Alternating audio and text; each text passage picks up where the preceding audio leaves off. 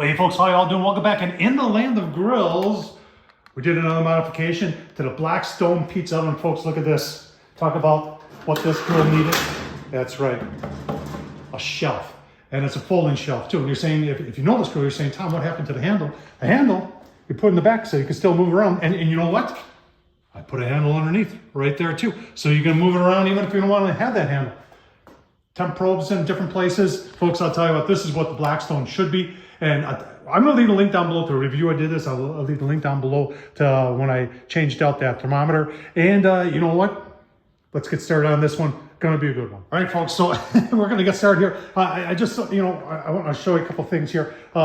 First of all, I'm not affiliated with Blackstone. They don't send me stuff. So if you could support the channel, this costs a lot of time and money to do this. The super thanks down below, I'd appreciate if you would, whatever you can spare, I'll take it. It'll help me get more of all that and show it all to you. I'll tell you, we're going to start with the shelf, show you how I made that shelf. We'll show you the links to that stainless steel hardware. Everything here is available on Amazon at your local Home Depot, Lowe's, or your local hardware store. And I'll even show you in some of the other videos, I'll leave them down below where I got that temp probe from. That one up there I put on, I wouldn't recommend doing it. It was a pain in the butt, but it looks good.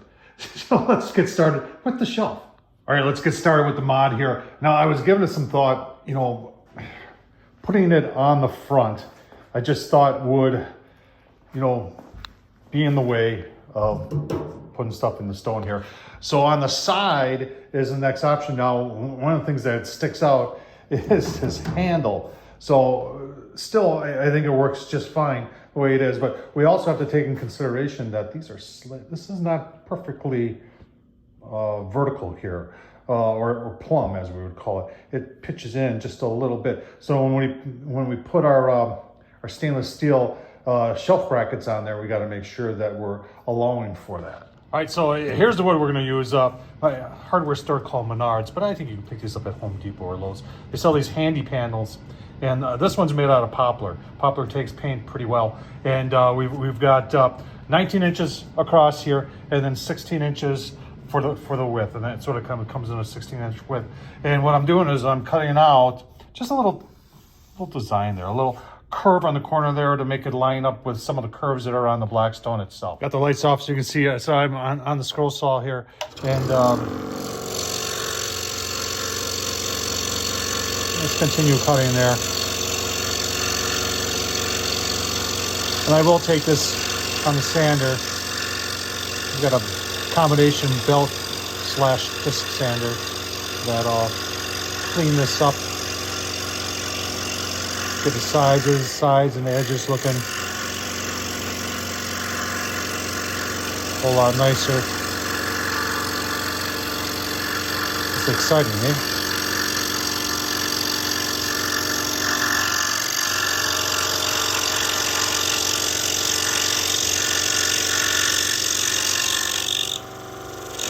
Like I said, we clean the rest of that up on the side. Just going to use a little 1/4-inch round over bit here on the Bauer. Did a review on this thing, and I'll tell you what, I kind of like it a lot.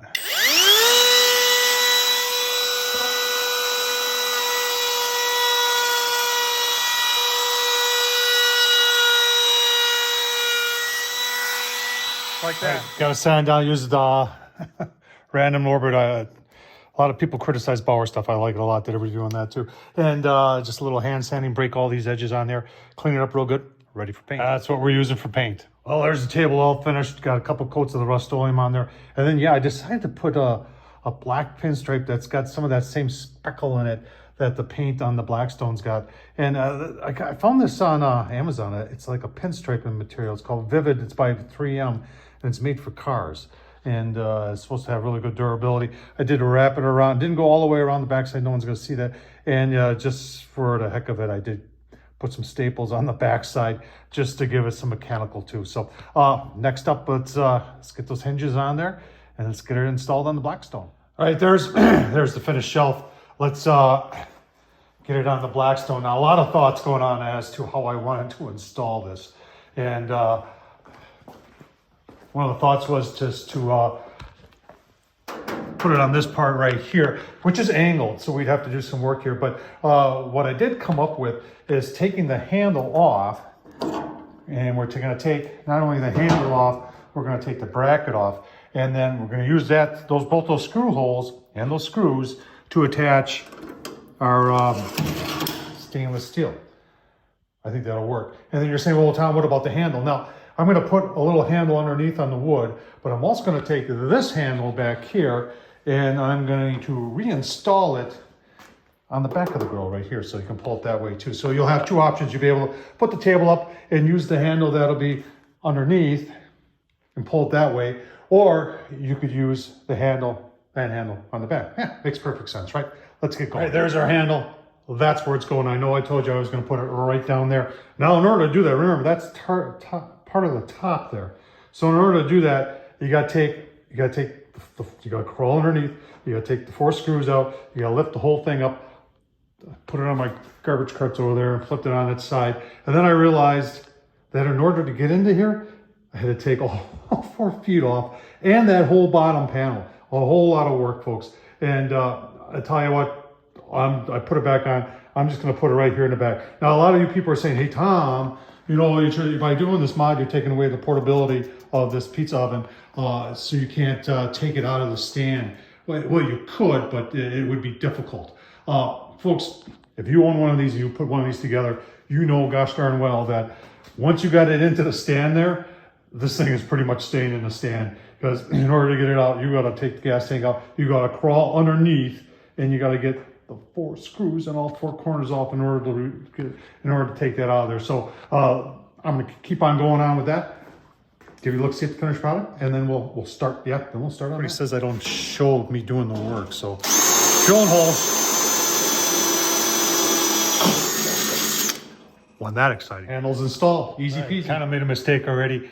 I needed that bracket, those brackets that put that handle on, that thing right there, to use as a template, the drill these holes. Remember, these 2 holes line up perfectly with these 2 holes here. So I just put a screw, I took the other handle off. It was easier just to do that instead of take the other one off. And I've got a nut and bolt in there, and I'm going to drill that hole, and that'll line up perfectly then with this one. And then we'll be able to put those on. Easy peasy. All right, got the stainless steel brackets on, folks. Now, I want to strengthen this a little bit. You know, we've got the 2 screws that are at the top there, but there's quite a bit of flex in it. So I had a 3/4 inch square tube, and that wasn't enough. I need 1 inch. I ain't gonna go and get it.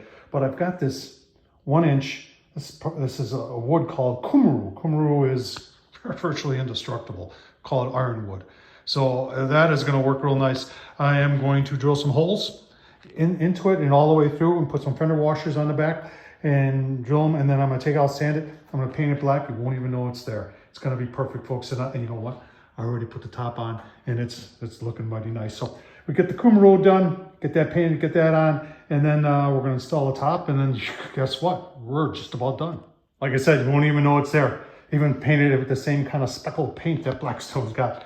Now, let's put the top on. To attach the wood to the top, to that stainless steel, we've got some sheet metal screws. I do like to use these for this occasion. It's softwood, and with the coarse thread, I just think I get a lot better grip than using wood screws. So I laid everything out. I actually pre-drilled and very carefully, it didn't go through the top. And now I'm going to install it. Give you a look, see when we're done. All right, there it is, all done. I'll tell you what, a lot of effort went into this one, folks. Wanted to make it look as good as possible. But I tell you what, that turned out good. Moving the handle to the back, I think is a great idea. And oh, hang on. I said I'd put a handle on the shelf too, and that I did. There's one right under there. See it? So even if you don't want to move your hand, say you don't want to move the handle, because that was kind of a pain in the butt, you can still pull it around like this. So it was a lot of fun. This is stuff I love doing, folks, and I hope you enjoyed this. This is what this oven should have been. Should have had a side shelf. Should have been foldable. Should have had numbers on it. And you can see I even added another one up on top. Like I said before, instant reads, thermal on the stone is probably the best way of doing it. But that makes this a good pizza oven. Tom Horsman YouTube, thumbs up, leave a comment. I hope you enjoyed this, folks, and please consider supporting Tom Horsman YouTube. I got a lot of time into and money into this one. The super thanks down below. If you made it this far, I'd appreciate whatever you can spare to help a guy keep on in the land of grills. Thanks for watching, folks.